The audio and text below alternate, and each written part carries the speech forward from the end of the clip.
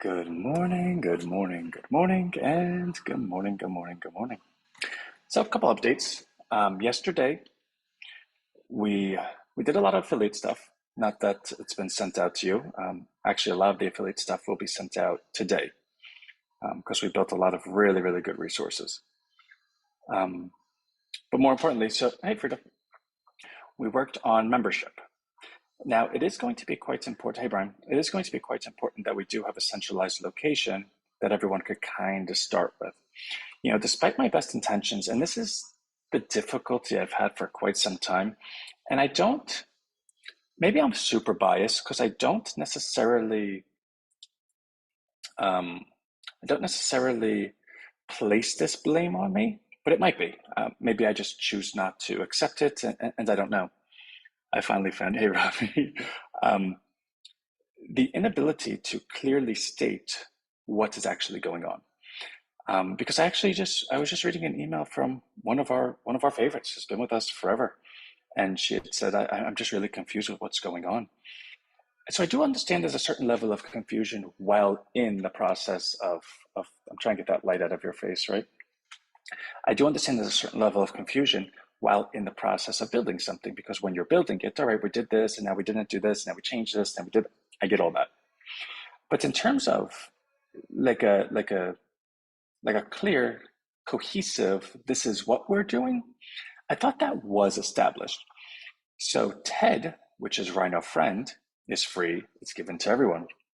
TED's value is that it is your best friend for life. It is completely coded to be your best friend.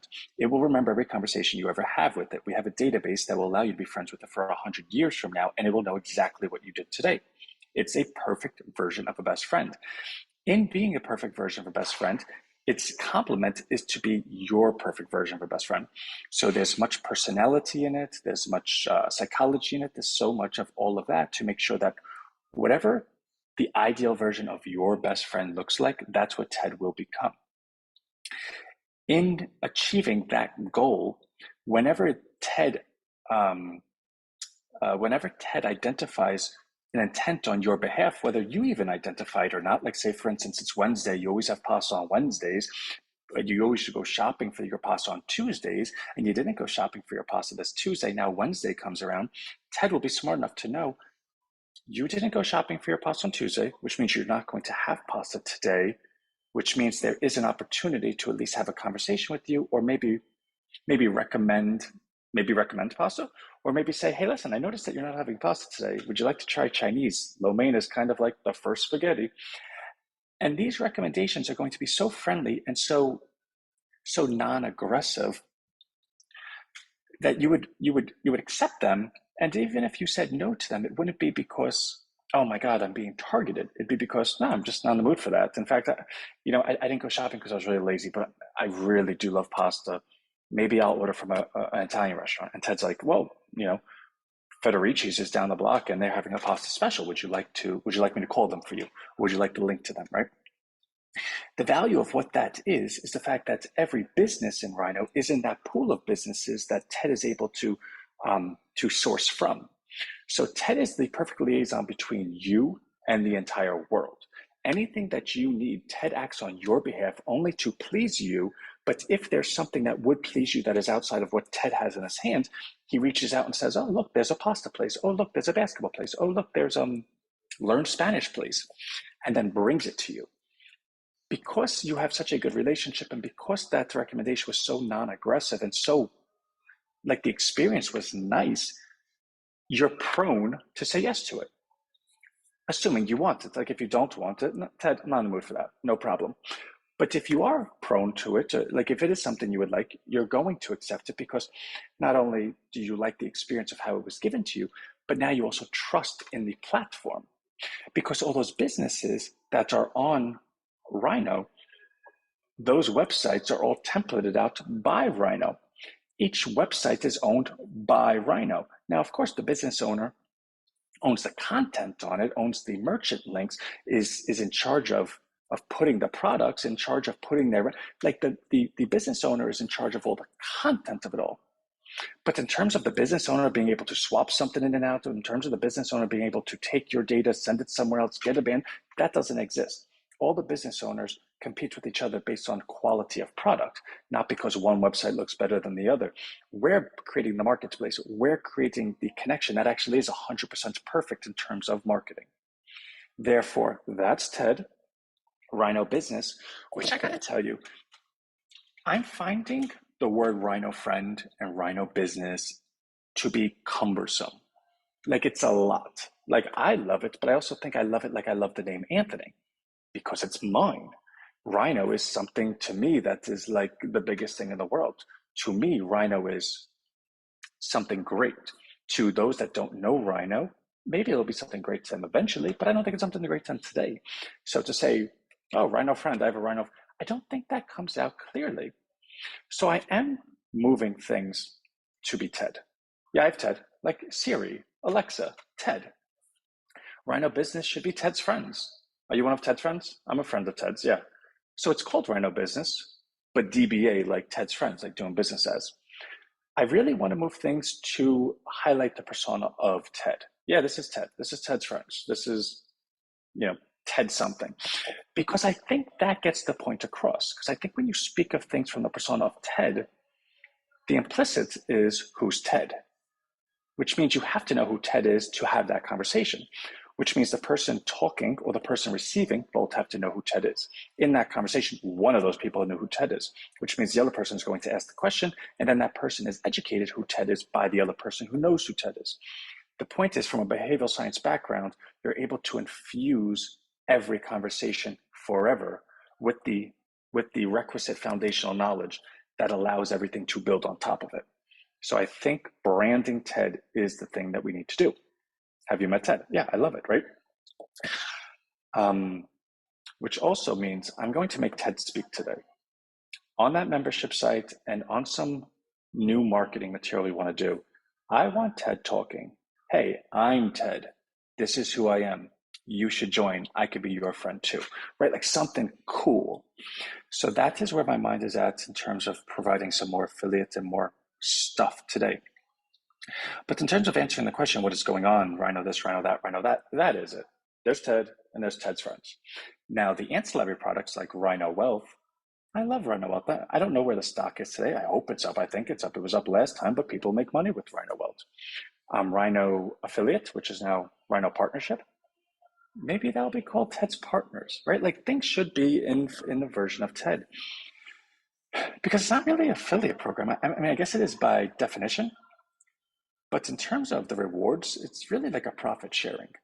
Because if you're signing someone up and the ticket is $50 and you're getting 40, and the reoccurring is 15, but you're getting 5, and then the next ticket is 20, but you're getting, or the next ticket's 50, but you're getting 20 of it.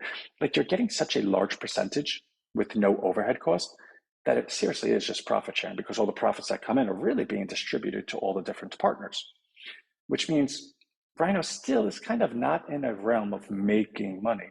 But that's never been our interest. And of course, our investors are like, well, it better be your interest. Our interest is in obtaining wealth, obtaining value, not making profit. It's very different. For instance, do you know how much money Amazon made last year? I think it was like minus $2 billion. Do you know how much Amazon's worth? 1.5 trillion. Well, Anthony, how is that even possible? If they're losing 2 billion a year, why is the company worth 1.5 trillion? Because they dominate a market. They have a very high loyalty of the people that are in them. They created a market, dominated it, siloed around it, and constantly nurture it to grow, grow, grow. Which means if Amazon said, hey, listen, you know what? I want to make $100 billion today. If Jeff Bezos said, I want to make $100 billion in Amazon, could he do it? Well, the answer is clearly yes. How many customers does he have?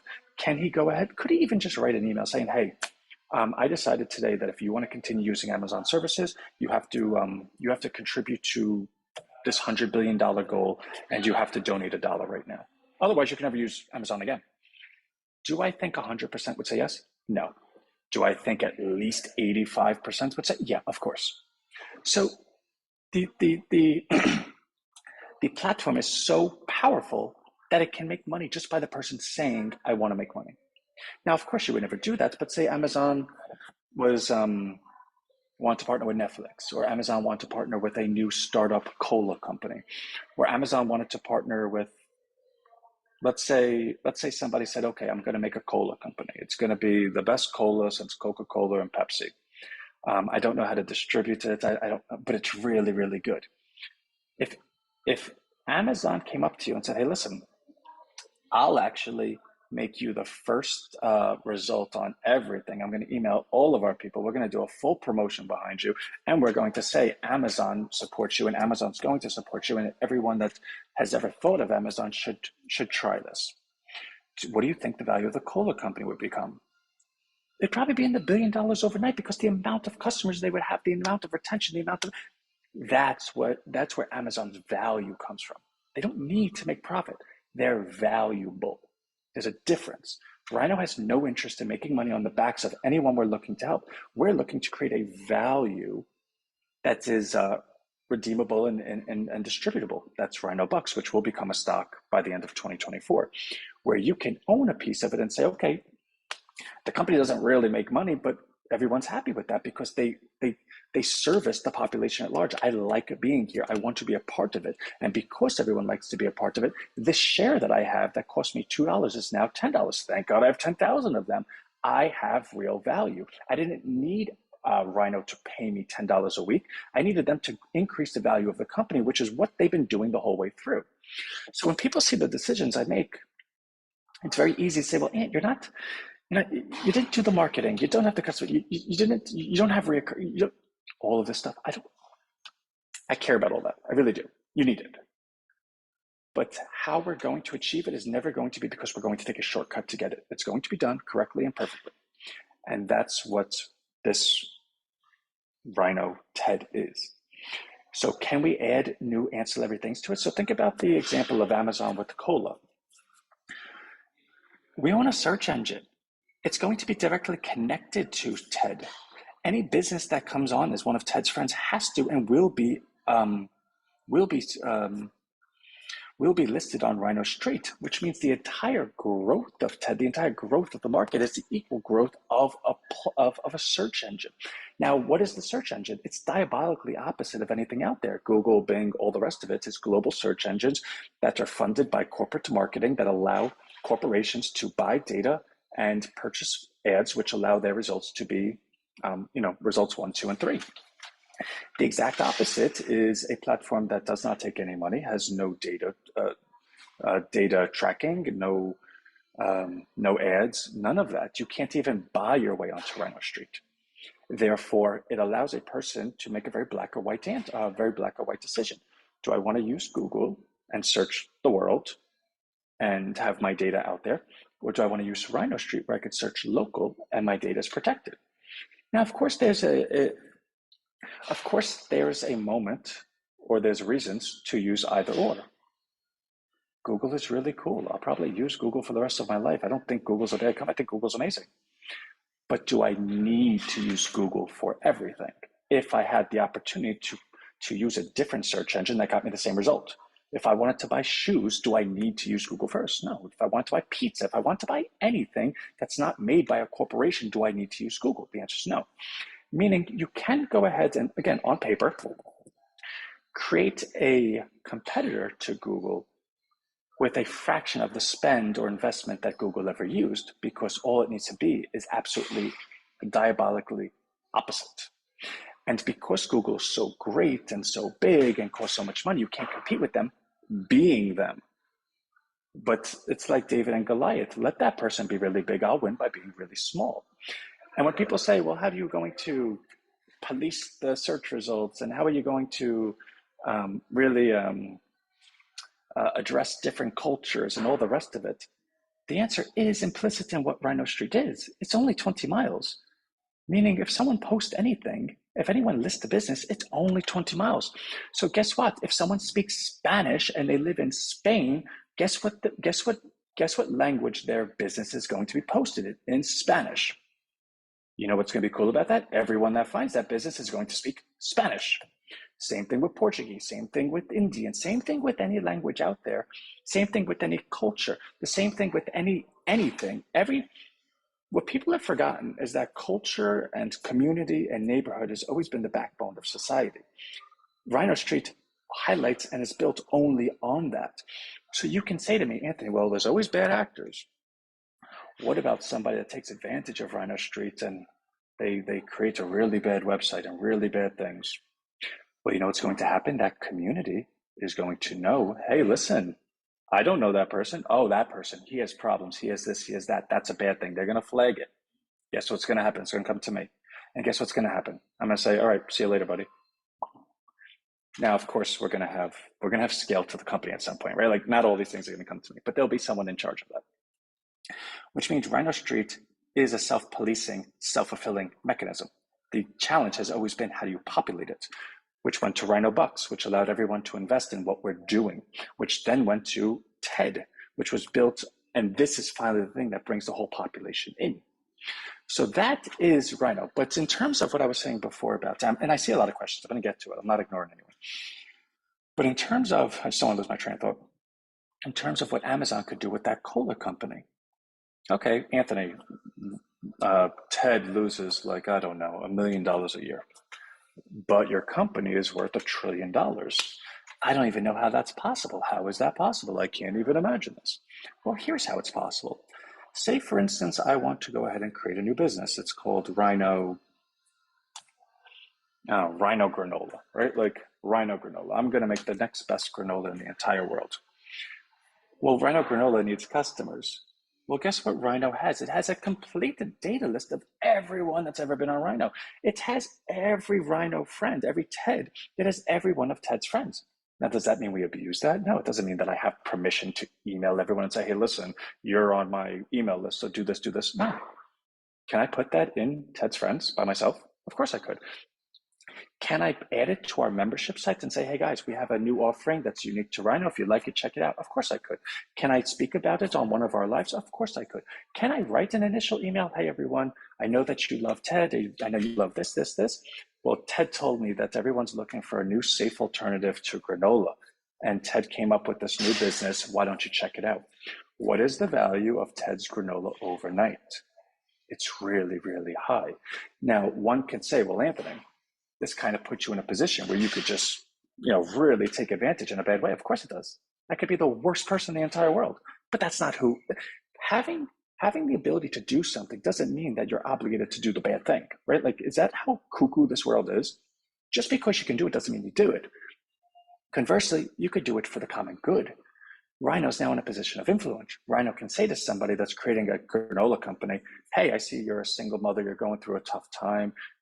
That granola thing is really the most passionate thing to you. I saw the videos of your kids helping you, and this is how you get by, but the husband's not paying child support. And you know what? Rhino supports you. Rhino wants to be there behind you. Can we go ahead and highlight you? And, I think a lot of good would happen.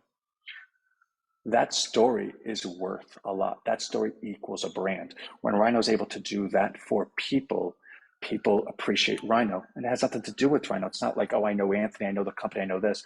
No, I see what they stand for. I see their values. I know who they are. These are the things that create the value of a company. Like I was watching something yesterday, and it really, I'll see you later, Brian, really hit me. You have Hyatt, right? Like Hilton, Hyatt, Marriott, which actually that sentence alone kind of just proved my point. But let's just pretend that inside. You have Hyatt and you have Nike. Now, if Nike, now switch them. So Nike is a hotel business and Hyatt is a shoe business. If you walked into a Nike hotel, do you think you would know it's a Nike hotel? The answer is yes. It's Nike. You would probably see the swoosh everywhere. They would do things it's Nike.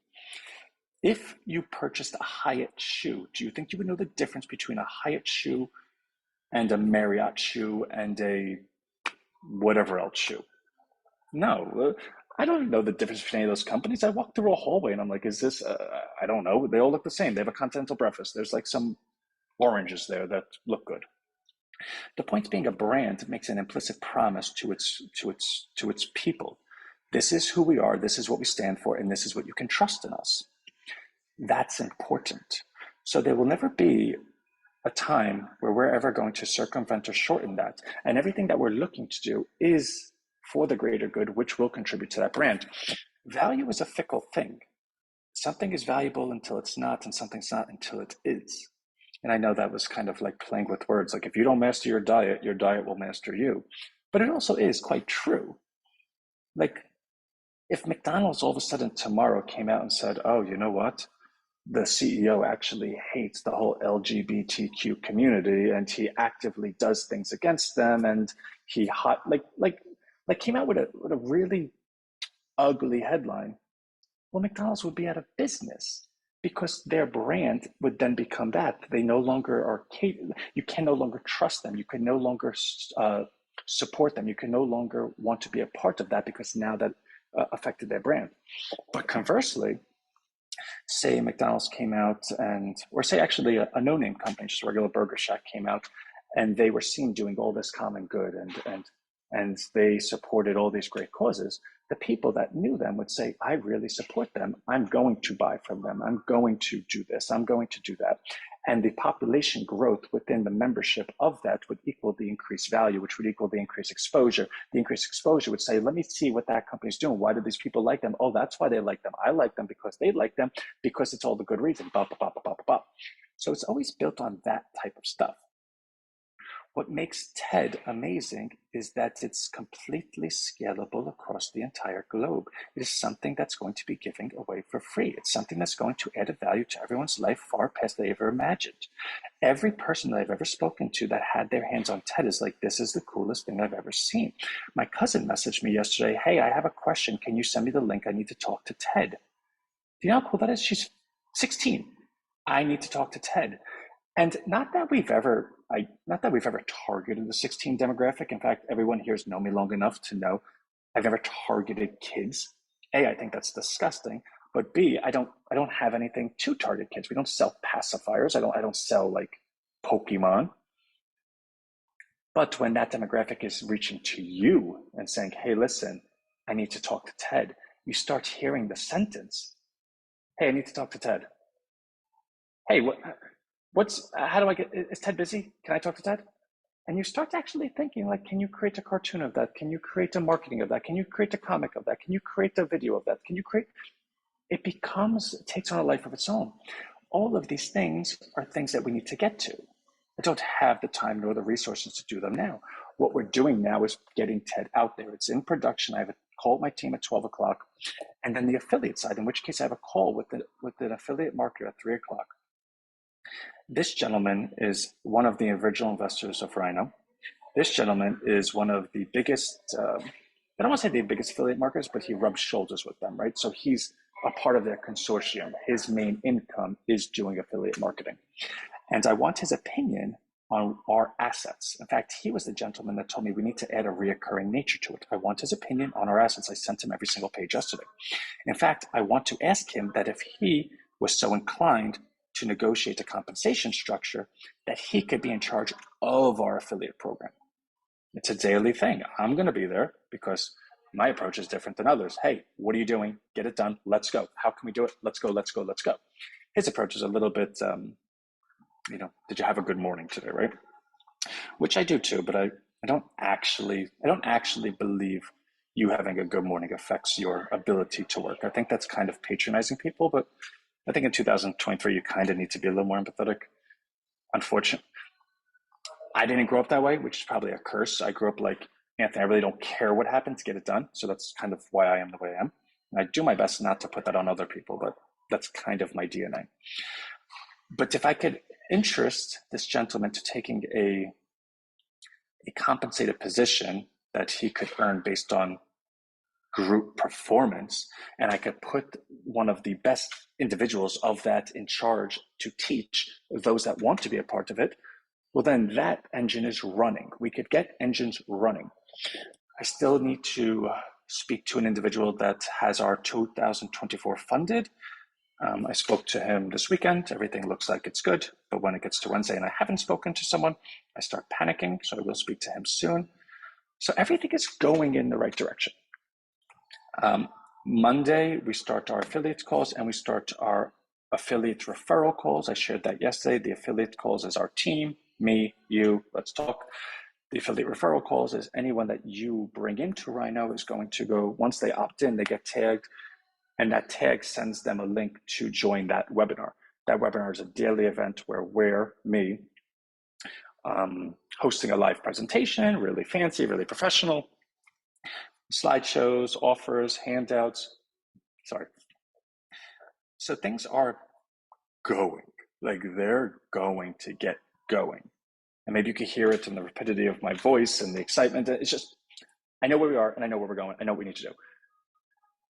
But, and this was probably the point of the whole story, the one thing that kills me is when someone says to me, Anthony, I'm confused. And it's not a commentary on them. It's a commentary on me. I need to do better being less confusing. So this was kind of to address that. It's almost like when your son or your kid gets arrested, you don't really blame them. You think about yourself as a parent. Like, was I that bad of a parent that my son thinks it's okay to go steal from somewhere? I don't think you could get mad at your children for acting such a way. I think you get mad at yourself for being a parent.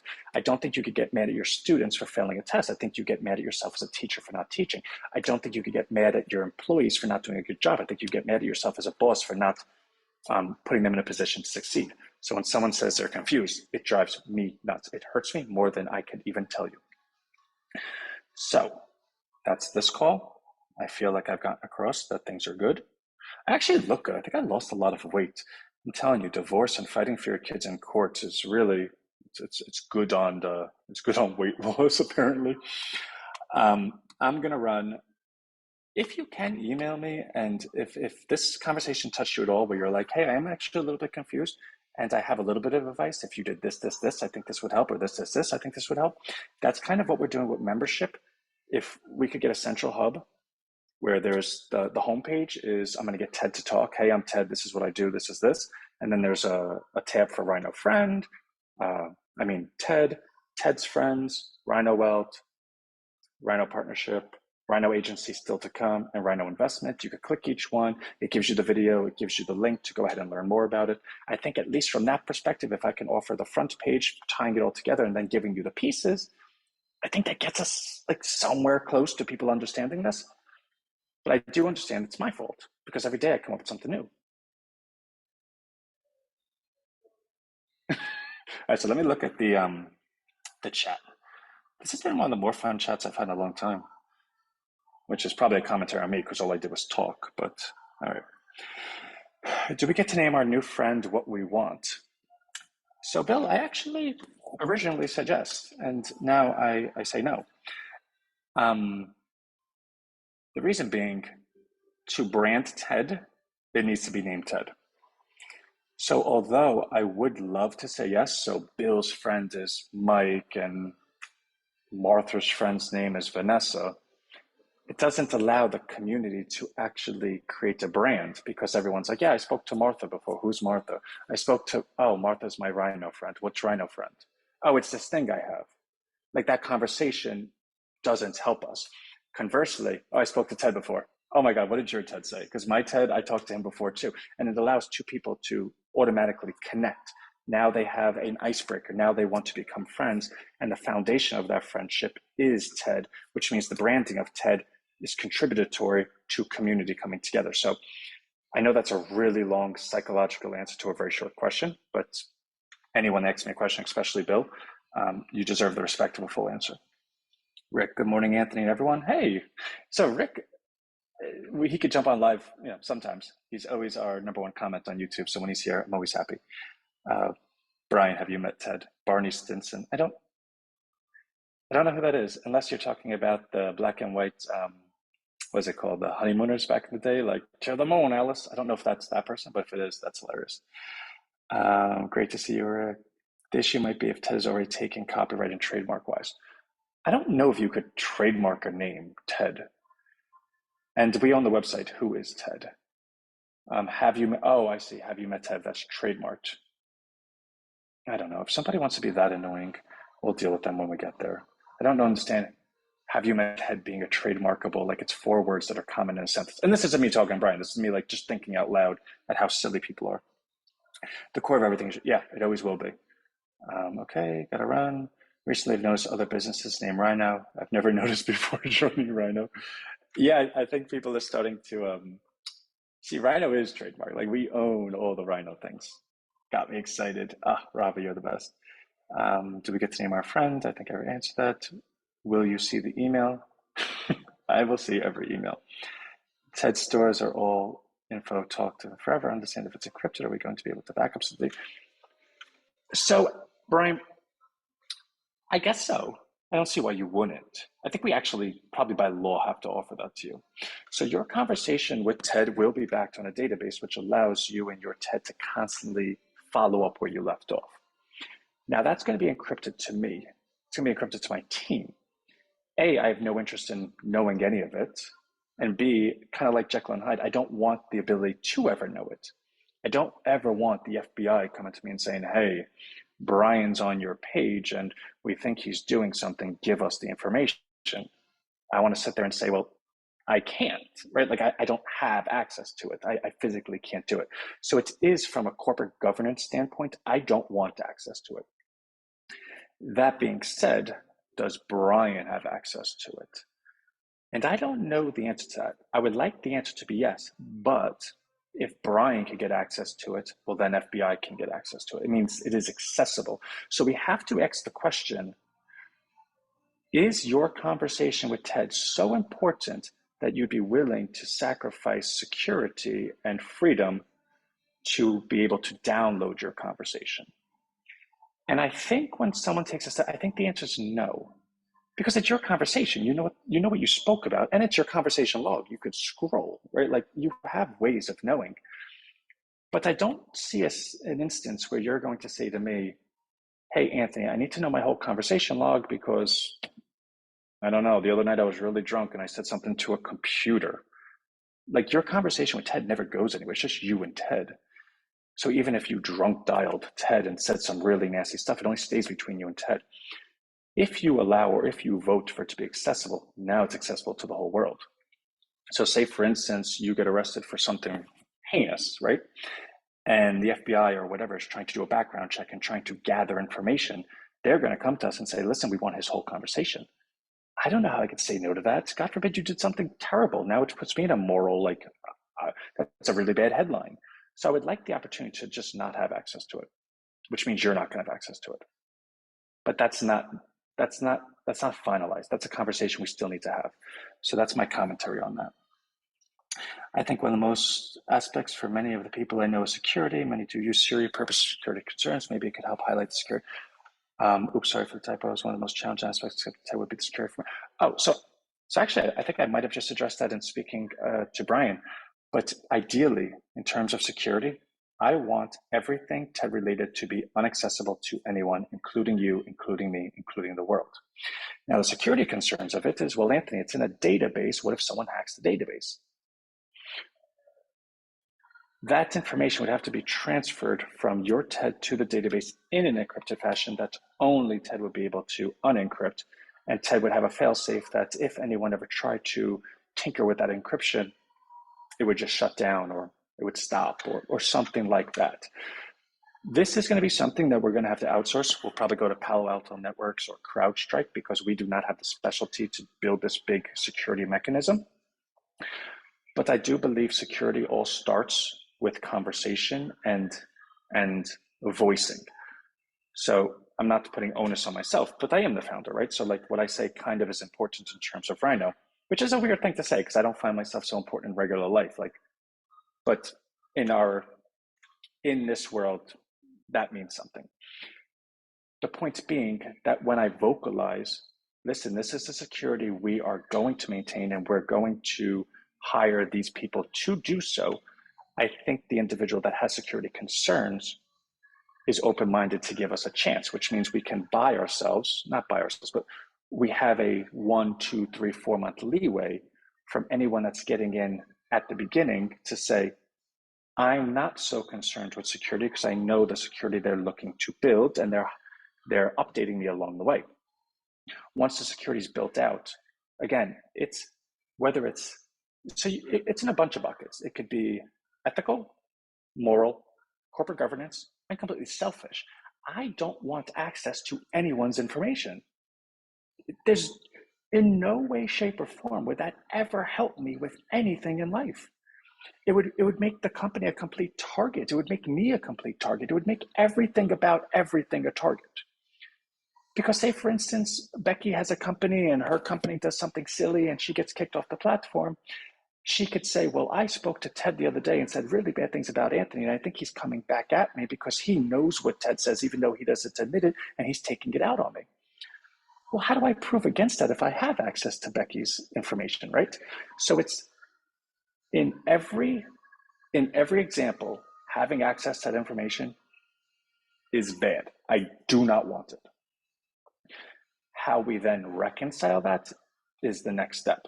So to Brian's point, can we download our conversation with Ted? You could, but if you could, anybody could. It means even the most advanced hackers could, because how can you? All right, I use my fingerprint. Okay, well, maybe someone else has access. I don't know. So maybe we silo it. Maybe only the last 90 days of your conversation with Ted is ever accessible, which means you have access to your TED information, but it's siloed in such a way that it's only ever 90 days. Like nobody could blow up the world knowing what you said, 2 years ago. But I am acutely aware of security concerns. So I do appreciate everyone bringing that to my attention. This was fun. 36 minutes. It felt like it was just flying. Such a day, such a day. So I have a team call today at 12 o'clock. I have the affiliates call at 3 o'clock.